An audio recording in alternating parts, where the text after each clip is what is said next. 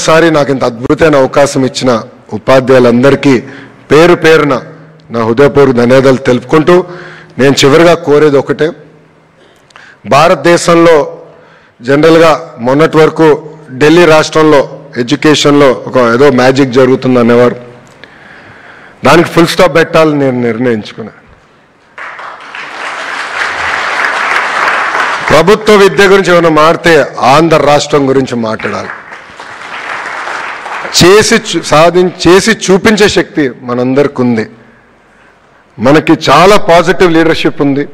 విద్యాశాఖకు సంబంధించిన ఏమున్నా కూడా గౌరవ ముఖ్యమంత్రిగా దృష్టికి తీసుకెళ్తే ఇమీడియట్గా ఆయన ముందలు తీసుకెళ్తున్నారు. అనేక ఇబ్బందులు ఉన్నాయి, లేదని నేను కాదనట్లేదు. ఆర్థికంగా రాష్ట్రం ఇంకా ఇప్పుడిప్పుడే బయటకు వస్తున్నాం, ఇబ్బందులు ఉన్నాయి.